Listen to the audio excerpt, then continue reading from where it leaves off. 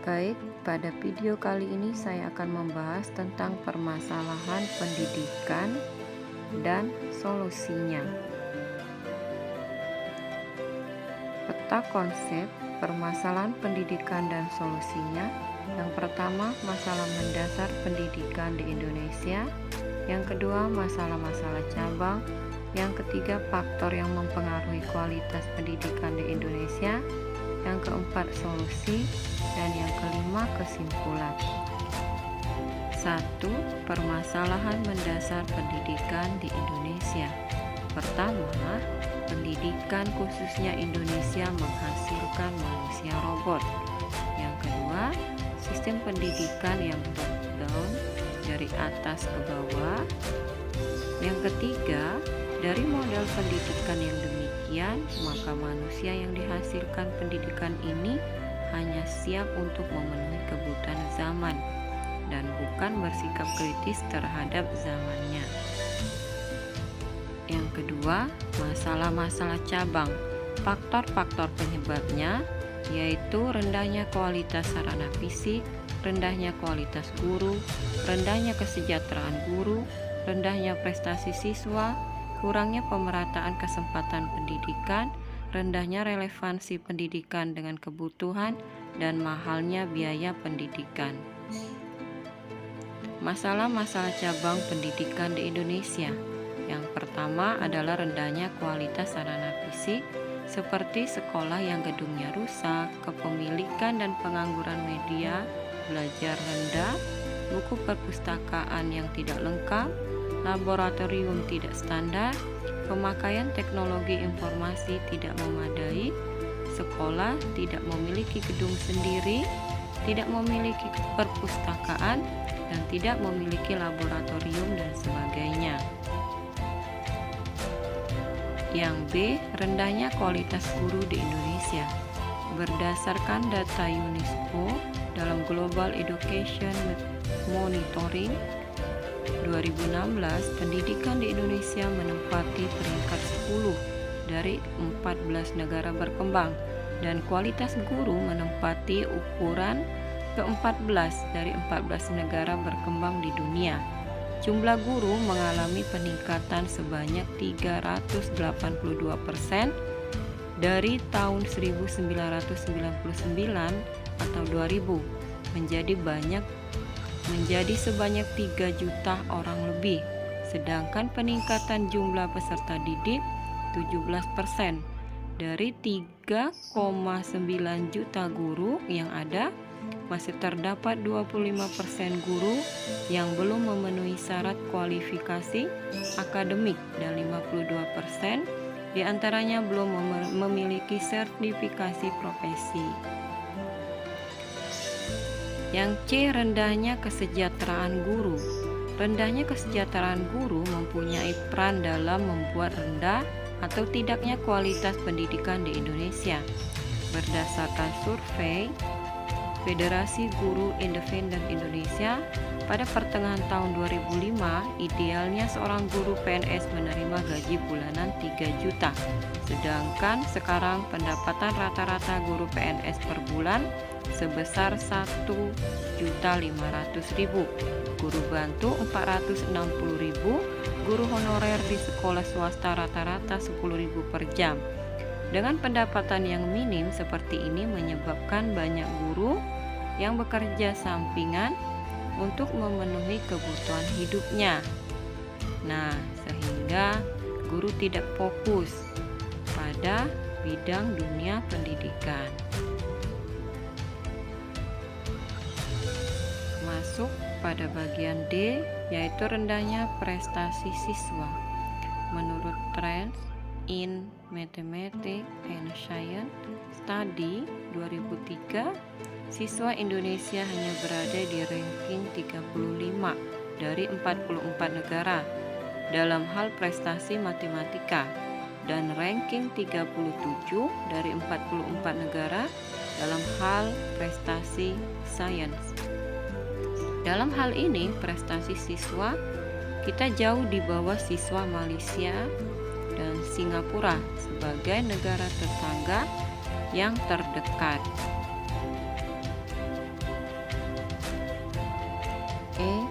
kurang meratanya kesempatan pendidikan. Data Balitbang Departemen Pendidikan Nasional dan Direktorat Jenderal Lembaga Pendidikan Departemen Agama tahun 2000 menunjukkan angka partisipasi murni untuk anak SD pada tahun 1999 mencapai 54,4% atau 28,3 juta siswa. Pencapaian AMP ini termasuk kategori tinggi. Angka partisipasi murni pendidikan di SLTP masih rendah 54,8% atau 9,4 juta siswa. Yang F, rendahnya relevansi pendidikan dengan kebutuhan. Data Bappenas 1996 yang dikumpulkan sejak tahun 1990 menunjukkan angka pengangguran terbuka yang dihadapi oleh lulusan SMU sebesar 25,47%, diploma sebesar 27,5% dan PT sebesar 36,6%. Sedangkan periode yang sama pertumbuhan kesempatan kerja cukup tinggi untuk masing-masing tingkat.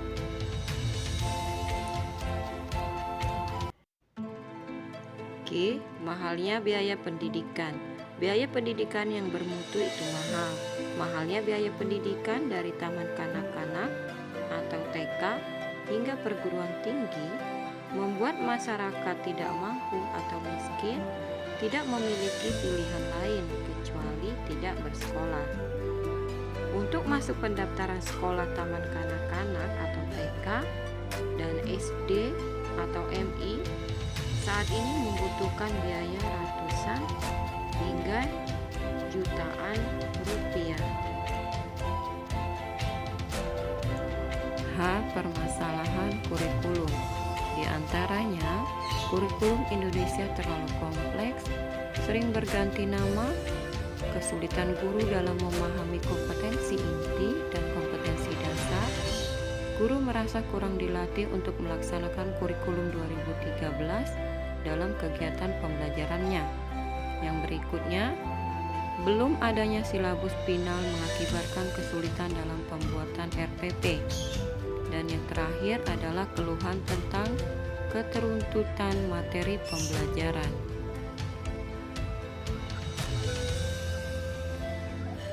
Yang ketiga adalah faktor yang mempengaruhi kualitas pendidikan di Indonesia. Yang pertama adalah faktor internal, meliputi jajaran dunia pendidikan, baik itu Departemen Pendidikan Nasional, Dinas Pendidikan Daerah, dan juga sekolah yang berada di garis depan. Dalam hal ini, intervensi dalam pihak-pihak terkait sangatlah dibutuhkan agar pendidikan senantiasa selalu terjaga dengan baik. Faktor eksternal adalah masyarakat pada umumnya, di mana masyarakat merupakan ikon pendidikan yang merupakan tujuan dari adanya pendidikan, yaitu sebagai objek dari pendidikan. Yang keempat adalah solusi pendidikan di Indonesia. Yang pertama itu adalah solusi sistematik, yaitu mengubah sistem-sistem sosial yang berkaitan dengan sistem pendidikan. Misalnya, menyelesaikan masalah rendahnya sarana fisik dan mahalnya biaya pendidikan. Rendahnya sarana fisik seperti pemerintah harus ikut andil dalam pembangunan sekolah, tidak hanya sekolah-sekolah di kota, tetapi juga merata di sekolah-sekolah pedesaan, buat standar sekolah nasional. Yang berikutnya, masalah biaya pendidikan. Nah, pemerintah harus memberikan program pendidikan gratis tanpa syarat kepada warga negaranya sampai perguruan tinggi dan dikontrol melalui aplikasi semacam jejaring sosial agar kapan saja bisa terpantau apabila ada yang melakukan kecurangan dalam program pembiayaan pendidikan yang merata di Indonesia. Yang B adalah solusi teknis. Solusi yang menyangkut hal-hal teknis yang terkait langsung dengan pendidikan. Solusi ini misalnya untuk menyelesaikan masalah kualitas guru dan prestasi siswa. Nah, rendahnya kualitas guru. Diberi solusi peningkatan kesejahteraan. Juga diberi solusi dengan membiayai guru melanjutkan ke jenjang pendidikan yang lebih tinggi dan memberikan berbagai pelatihan untuk meningkatkan kualitas guru. Nah, untuk rendahnya prestasi siswa, diberi solusi dengan meningkatkan kualitas dan kualitas materi pembelajaran, meningkatkan alat-alat peraga dan sarana-sarana pendidikan, dan lain sebagainya. Masuk pada kesimpulan video kali ini.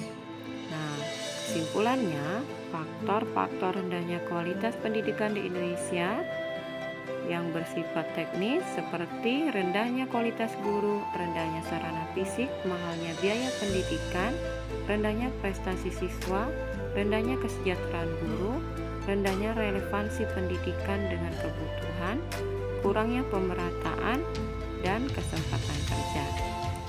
Nah, sebenarnya yang menjadi masalah mendasar pendidikan di Indonesia adalah sistem pendidikan di Indonesia itu sendiri yang menjadi sistem sebagai objek, sehingga manusia yang dihasilkan dari sistem pendidikan ini adalah manusia yang hanya siap untuk memenuhi kebutuhan zamannya. Maka di sini dibutuhkan kerjasama antara pemerintah dan masyarakat untuk mengatasi segala permasalahan pendidikan di Indonesia.